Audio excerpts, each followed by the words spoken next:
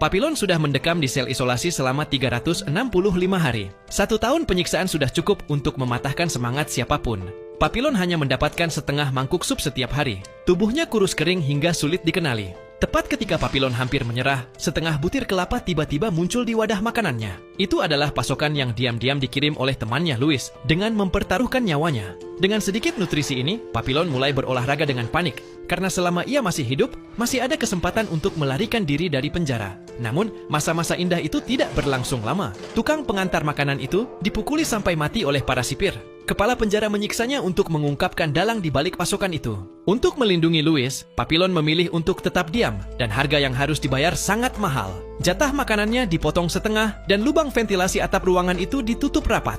Saat plat-plat besi dipaku, sinar cahaya terakhir pun menghilang.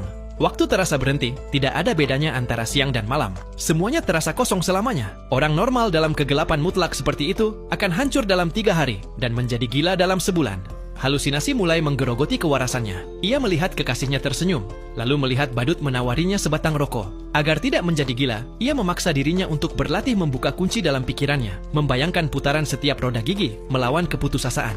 Papillon menjalani 2 tahun di dalam sel gelap isolasi itu. Ia diseret keluar dari sel seperti mayat pucat. Ia menukar 2 tahun neraka demi keselamatan Louis. Ketika Louis meminta maaf dengan rasa bersalah, Papillon hanya tersenyum karena api balas dendam tidak pernah padam. Papillon akan mengajak Louis untuk melarikan diri bersamanya. Pada hari Minggu, kepala penjara menayangkan film di halaman untuk menghibur para politisi.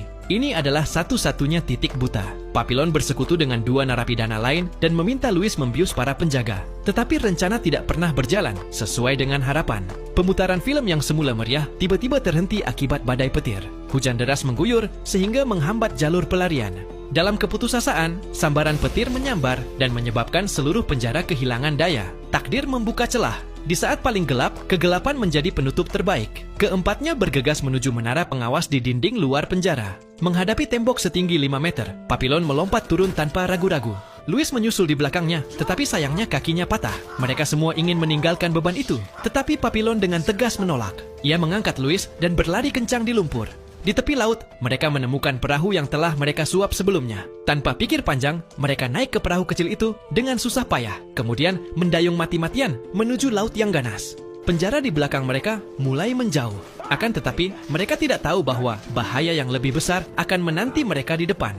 Papillon sudah mendekam di sel isolasi selama 365 hari. 1 tahun penyiksaan sudah cukup untuk mematahkan semangat siapapun. Papillon hanya mendapatkan setengah mangkuk sup setiap hari. Tubuhnya kurus kering hingga sulit dikenali. Tepat ketika Papillon hampir menyerah, setengah butir kelapa tiba-tiba muncul di wadah makanannya.